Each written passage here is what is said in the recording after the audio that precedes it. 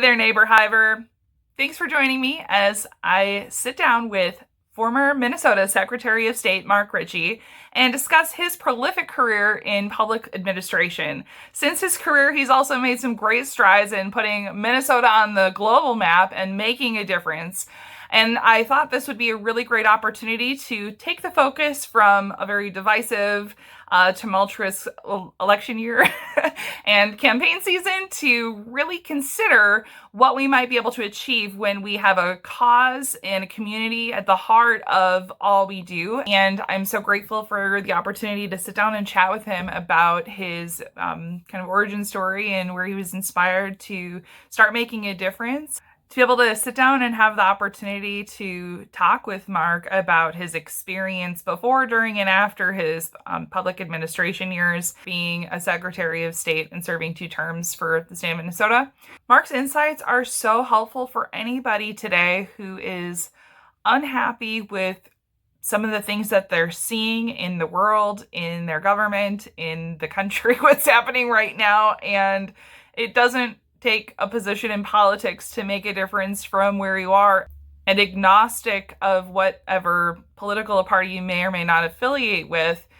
His real life experience working with the people of Minnesota and across the nation in lots of different sectors has significantly made an impact on policy and, as he put it, the people who make the policies. As you listen into our conversation and hearing about his experience, I challenge you to consider what options might be right on your front doorstep and what steps you want to take to initiate positive progress forward, creative collaborations, and connecting with people in your neighborhood.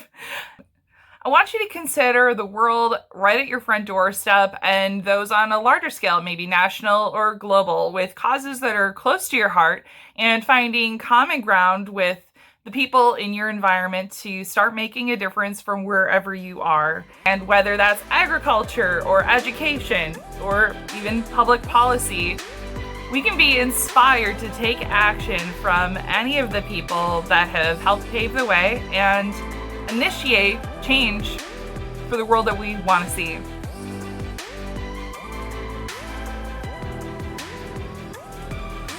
Focus in my life has had many elements from the outside, but kind of fundamental. One of the things that is through this whole life, it's about food and hunger and agriculture and farming and production. And I don't just come by that myself. My dad was a Marine in the Second World War. He was a China Marine, which means he served in China in the occupation. And he came back to the US with little pictures from a little camera of people dying in front of him from famine. And he used the GI Bill, which was new then, and I think a little unusual. And he went to agriculture school. And he did it so he could figure out to do something about hunger. And ultimately, because he was a technician on marine aviation for radios and stuff, he was part of the creation of what we call today electron microscopy. And he worked for his whole life for the US Department of Agriculture doing research on animal diseases for production of food so people could eat and be fed around the world. And so I grew up with that kind of discussion and that kind of thinking, and ultimately ended up in California in a program called United Methodist Voluntary Action, where I was part of creating a system of cooperative food cooperatives, production and warehouse and processing, bakeries and stuff, and distribution stores, kind of like the Minnesota model. And in that work, I also became much more aware of the ways in which laws that are passed, some that affect things like imports, so trade law, some that affect, land use and water use and all of those things, how much the policy did create the conditions. And for part of that time, I was farming and had a egg farm, chickens laying eggs, and for cooperative system. And I was just aware that policies really did make a difference. And so over my life, I have always paid attention to, things related to agriculture and food, but also the policy side of that. I noticed in the paper today the Farm Bill, which is one of the key policy aspects, expired, and so there's a rustle. But in any case, having that experience of helping to um, start a number of cooperatives in the broadly food area and cheese and all kinds of things. But to have that also, this happens to be, we're coming up on the International Year of Cooperatives. And so there's been a whole group of us who've been discussing cooperatives and our experience and remembering that, and then planning to do some celebration of that international year. And it's been a nice reminder to me about that time period. And I actually was planning on going back. There's a 50th anniversary of one of those cooperatives in San Francisco, which is where I was during that time period. But in any case, it made me think just about the business side and the policy side. And at some point, my wife and I adopted a baby, and we wanted to be nearer some family. And so we moved from San Francisco back to the Midwest, which is where I'd gone to high school and college, and to the Twin Cities. And in the beginning, I was focusing on how to juggle all the different aspects of having a new baby, kind of a short notice parenting, and also my wife was going to school, had not finished college, so we was in school. But in that time, I was learning about other aspects of the business world. One of them was working in a fairly sophisticated, large agriculture and food, I would say, centric advertising and public relations firm. So I just felt like I learned a lot more about the elements of how those things supported, sometimes drove and sometimes not, but business communities. And that company was very good training for me. And eventually then I was recruited to come over to the Minnesota Department of Agriculture in charge of the trade policy. In those days, the trade office, which is now an independent, MTO, Minnesota Trade Office, it was within the Department of Agriculture. And it was partly because there were very important things in agricultural trade. Trade missions would come by from, China and places and buy a lot of things. But it was a way that I became more thoughtful also about the policy aspects of trade. And during my time as the person responsible for trade policy within that world in Minnesota state government, it was a time where we were internationally kicking off very large-scale global trade negotiations. The Uruguay round was during that time. So for me, I was paying attention to the policy that related to one aspect of that food and agriculture chain. And there was, it was kind of getting an up close look at policies that seemingly are global and sort of big and way out there, but that when you look at them, they go, oh, wait a minute, that's going to affect us. Somebody wanted to get Hollywood movies distributed everywhere on the planet, would say, oh, well, we'll let you send all the corn you want to into the United States, and you let us send all the movies we want to into Japan. And so I began to think more about the other part of this kind of equation where people say, yes, policies make the future, but people make the policy. And that struck me as really true. And the more I paid attention to the people making the policy, so people being elected or then being appointed. And, my dad was a scientist at the U.S. Department of Agriculture, and the Secretary of Agriculture at part of his time was Orville Freeman. It was Minnesota's governor. And so at that time, it was possible to kind of see, let's say, a new world coming where international trade negotiations became kind of hot topics.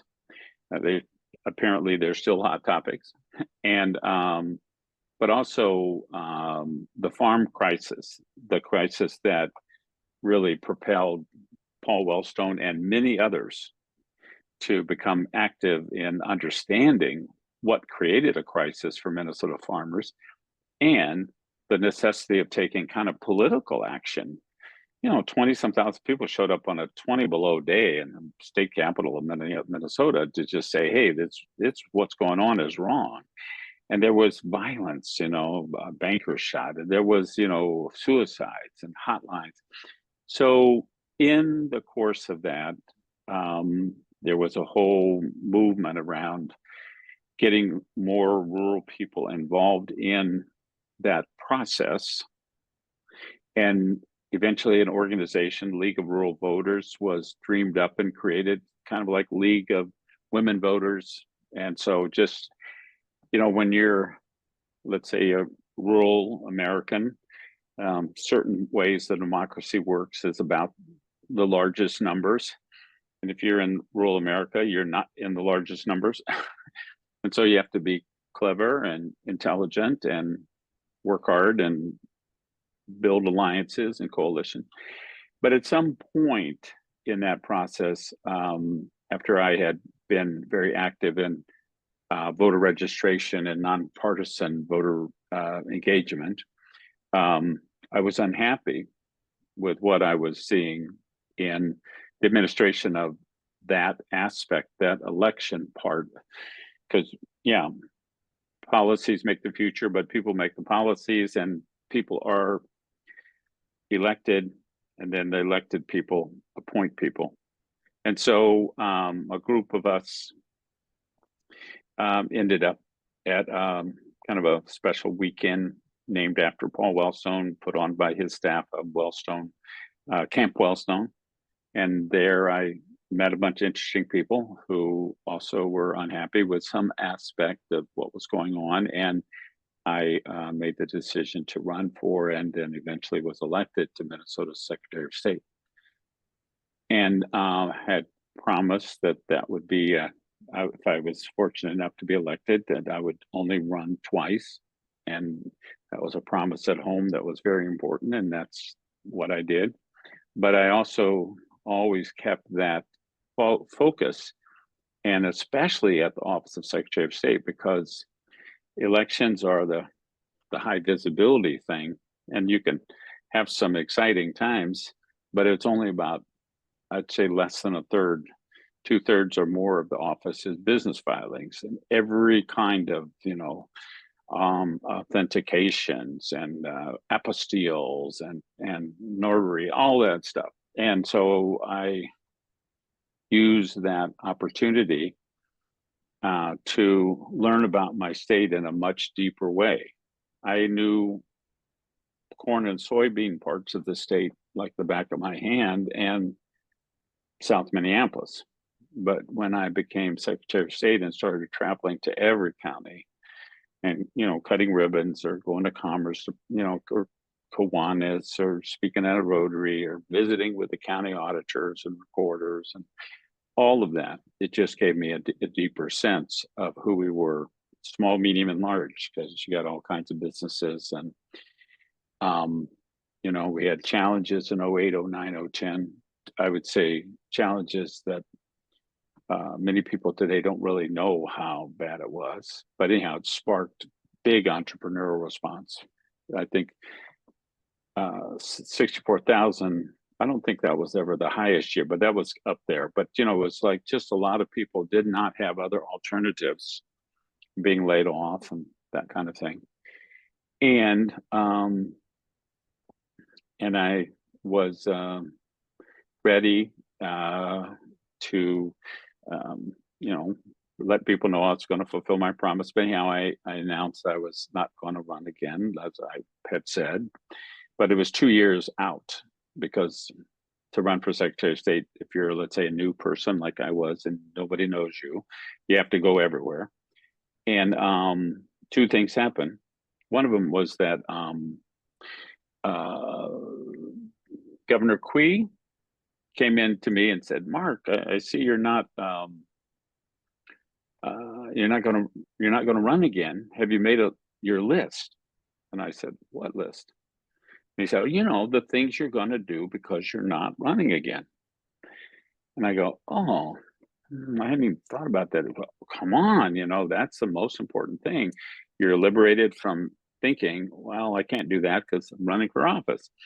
And so, and then he told me his story of having figured out that the school systems of the state were in deep trouble. They needed a financial boost, and they needed that to come through tax revenue. That's how we fund our schools, and that he was going to propose that, and many of his party would be unhappy with him promoting taxes.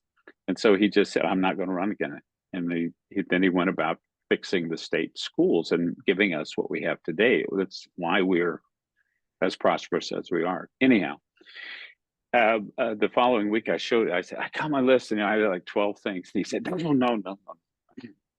One thing that will make your friends mad, and one thing that'll make your not friends mad, but that you would never do if you're running for office, but you don't want to stick it to the next person, whoever it is." He was right. And so that was a kind of learning about public policy and about policy making, is that if you're in an elected office, you're thinking about your next election. And one of the dangers to the nation of term limits is that the minute somebody gets elected with a term limit context, we don't have it here, but they're immediately thinking about the next thing they want to do, and they're groveling and throwing out red meat and the most ridiculous stuff to curry favor with the extreme wing because they're going to have to win a primary. And you can just see it all over. So anyhow, but if you are not running, you have a responsibility to take care of things that you would never do. And he educated me on that it's sort of a different political position. If you're running for office, you would never do that. You're running for office. But if you're not running for office, then you ought to. It should be your objective to take care of things that you don't want to stick on somebody else who also could just not in good conscience decide to do something that would cut their own throats. Let's put it that way. The other thing that happened was a couple of people called and said, "Hey, we see you're not running for office, and we'd like to propose something." And they took me to breakfast and said, "How'd you like to help us bring a World Expo to Minnesota?" And I thought, oh, when I was 12, we drove from our little house out here on the prairie out to New York and went to the New York World's Fair. And it was like, blew my mind. Partly it blew my mind because, my dad was a scientist, but when you would write, they would have forms at schools and I'd say, "What's your, father do?" And I'd write scientist. And it was odd, what's a scientist, right? And, anyhow, I went to the World's Fair and I thought, oh my God, there's driverless cars, there's video phones. Like, wow, look at this. Maybe I ought to crack a book and get with it here and start. So anyhow, it had a big impact on me. 4 years later, I was at Iowa State in biochemistry, biophysics. So it had a big impact on me. And I thought, oh yeah, why don't we have that? And it turns it's a long story, but our own government was the reason we weren't doing them. And so if we were going to have an expo in Minnesota, and that's our plan, we needed to get our own government to repudiate a decision it made. That's not the easiest thing in the world, I might add. And then to rejoin the world and make the case for Minnesota. And so I've been active on that for the last 12 years. And in doing that, it had the elements of both being kind of a startup and an entrepreneurial, like how do you put together the pieces for something like that?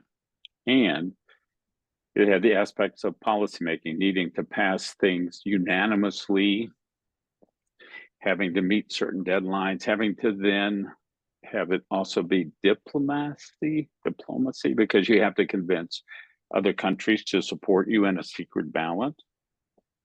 And so there are many things in diplomacy that are not on the surface.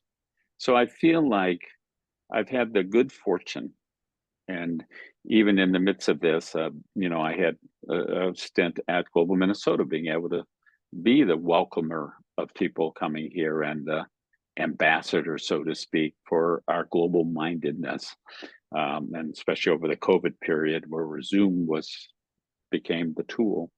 So I've been very fortunate to have these things weave together. And as we're putting together our Global Green Expo for next summer and Green Week, and working with a lot of the companies and institutions, I believe also that they've, in the 20, 30 years I've been paying attention, especially to Minnesota's business community, it's much more vibrant and diverse in its own way. Yes, we've lost some big companies and we've gained some others. We've had family businesses become, bought and created different kind of leadership. Yeah, all kinds of things. But we've had, they try to give birth to 1,000 companies. We've had,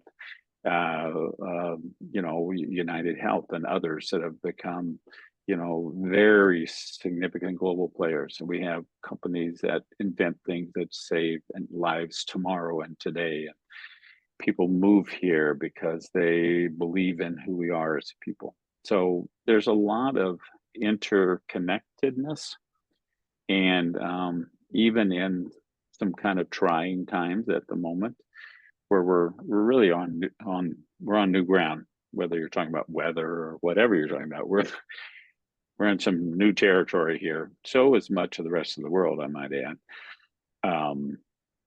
But all of those things make what Minnesota has to offer to the rest of the world even more important.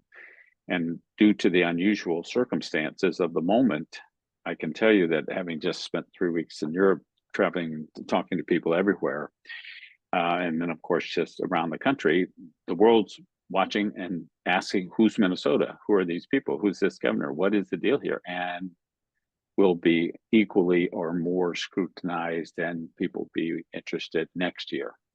And so whatever we are thinking about ourselves as kind of, oh, the world doesn't know us, or every person on the planet knows us because of George Floyd, we're in a new period where people are saying, oh, who's Minnesota? What's going on? And I don't know about you, but when I'm going to have visitors, there's certain things I know I need to get straightened up before the visitors come. There's certain things that are really all set, yeah, seat people in that part. And there are things that need a little bit of work, but not a lot.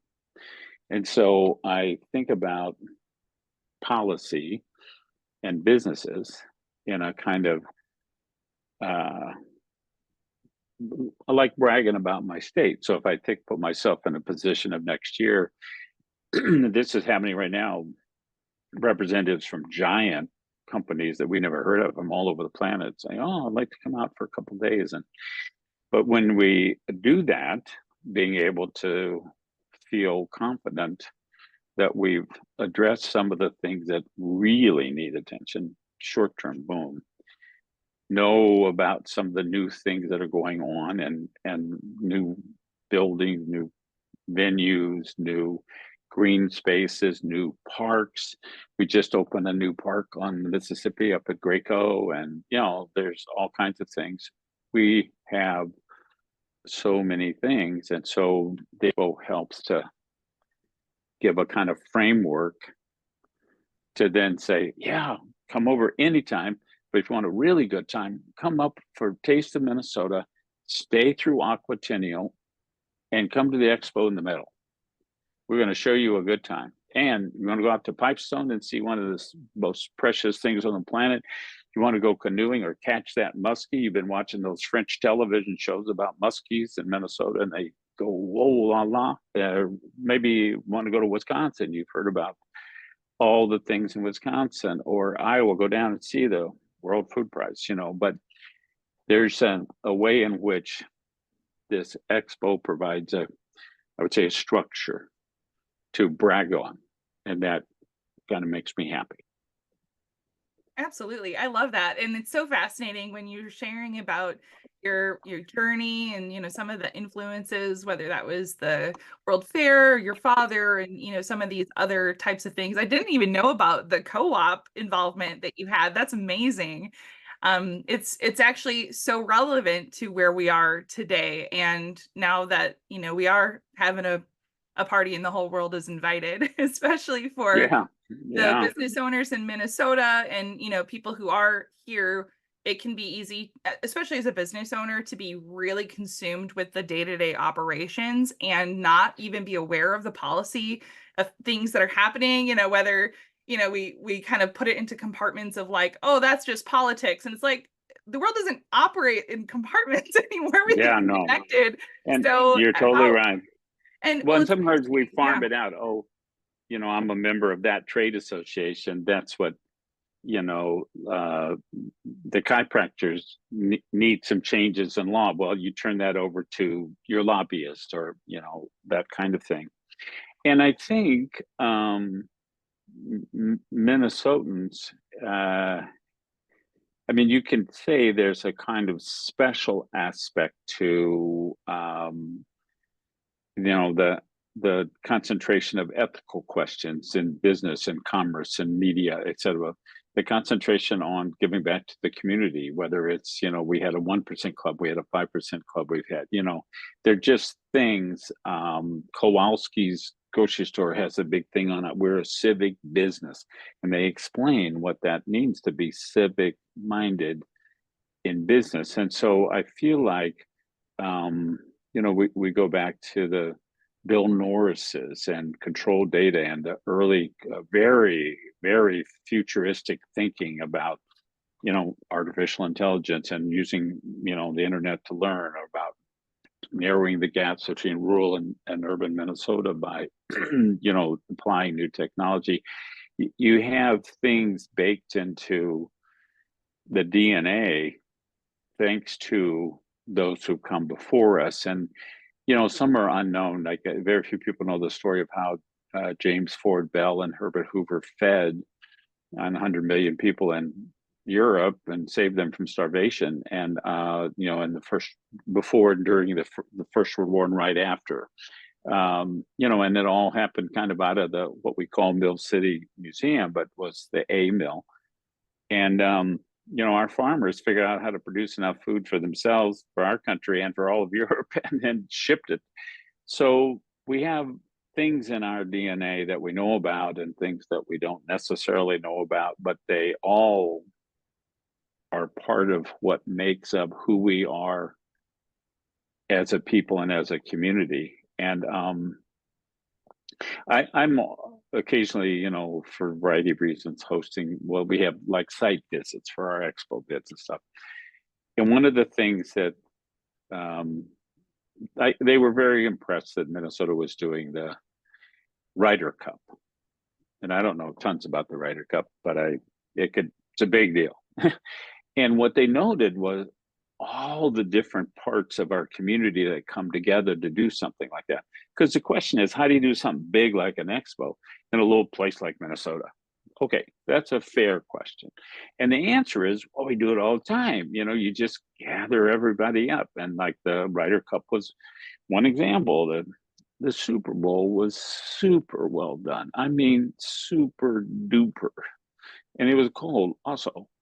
And we're about to host the World Rotary Convention, and I was part of the bidding because I was club leader, club president, in our university club which meets downtown, and he's going to be in downtown. But anyhow, it was very interesting being able to brag on our capacity Yes, that includes, how many hotel rooms and, that kind of thing, but more our capacity to really make things happen for people.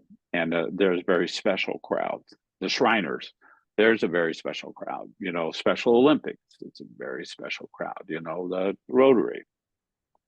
Next year, the agricultural historians from the whole place are coming out of here. And so I feel like that, we are the world center for cooperatives, and it's International Year of Cooperatives next year. We need to brag on it. And, some of ours are giant, like CHS and Land O'Lakes, and some are little tiny ones, and some are dental co-ops or senior housing co-ops or burial co-ops. And so noting that these things occasionally have special moments, anniversaries or dates or whatever, and then using those special moments to then remind ourselves of the special nature of it, and using every opportunity to hear from and learn from others and let other people brag on what they're doing and say, oh, that's interesting, we should think about that um, back home in Minnesota. Oh, let's go see what we can do with that. Amazing. And just a great reminder too of, when we're confronted with so much divisiveness in pretty much every area of our life, like not just Mm, politics, but, you know, Home Depot or church, Lowe's, church Starbucks. and state. Yes, Yeah, yeah, yeah, yeah. absolutely. Important things like that, of course.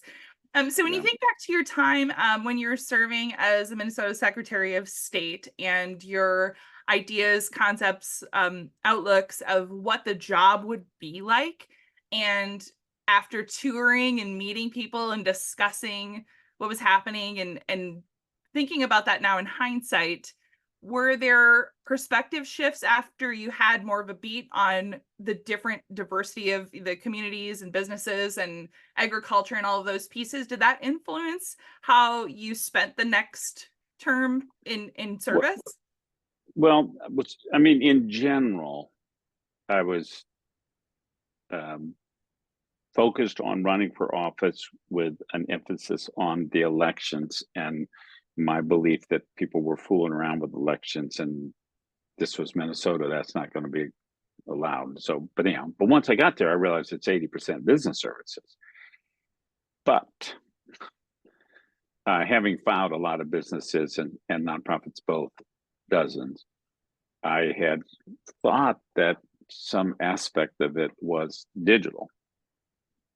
But I found out when I got there that they came in from the IT department, and they had red dots by projects, digitalization projects. Oh, oh yeah, they fill it in, but then we print it out and then we. Oh. And so, among other things, I had made a campaign promise that people wouldn't have to drive all the way down from Lake of the Woods or International Falls to sign up to get to be on the ballot to be a judge. You'd spend a day driving down and a day driving back just to be on. And I'd promised that, every business in the state would have the exact same access, whether you were in St. Paul next door to my office or you're up on, the Iron Range, because I thought it was digital. So it had to become digital. Everybody wanted that, but um, I I would say I was in an 8-year journey. And on the day I left office, we celebrated the creation of the notion of B Corps. That was really fun. We also were only maybe 98% there, but that's not bad given the 8 years, and there were real ups and downs, and there was bad weekends when we shifted this into that, and there was the time we were running out of money. There was the making of a kind of a partnership with the Pawlenty administration to go into the legislature, and of course you can't raise taxes to provide these services because that would be a no-no, but you could dream up things like temporary technology something fees. or something. Call it whatever you want to. And you put some time frames on it and whatever. And the governor's office used it for the purposes of their attempt to build the driver's license and license plate system that had a whole other life.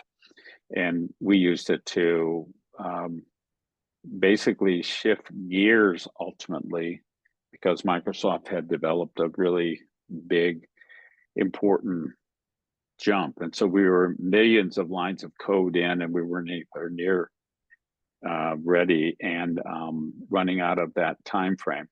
And in my role at that time as president of the National Association of Secretaries of State, I had a lot of access to the people who were sort of, let's call them the lobbyists who buzzed around secretaries of state. And so at our conferences, they would come, we would meet in Washington once a year and someplace else like Minnesota. And the woman who was in charge from Microsoft was always saying, if you ever need anything, call me. She was from Pennsylvania. She, knew the drill. And so it stuck in my head. And somebody had said, there's this new thing and blah, blah, blah. So anyhow, I called her and she said, well, a curious thing is that one of the world experts actually was a Minnesotan, but she said, I'm going to call you back in 5 minutes. And so in 5 minutes, she called back and said, yeah, this is it. And if you have your names, I can have the best people on the planet, one of whom happens to be in Minnesota, on a call tomorrow at 10 or 8 or whatever it was. And I listened in the next day. I didn't know what they were talking about, of course, but I could tell that my guys and their guys were able to see a path forward. So that path forward didn't include, let's say, me rethinking how I thought about the world or the business community or which businesses in there. It made me concentrate my attention on getting our system so somebody could create a new business in less than 5 minutes because it actually was digital and it actually was online. And it required some decisions, like, for example, you try to make sure you're protecting somebody's business name. And if somebody changes one letter, a digital system lets that go through. It's different. A human examined system might say, hey, wait a minute here. It is not okay. It's too close. You can do that in Wisconsin, but you can't do that here.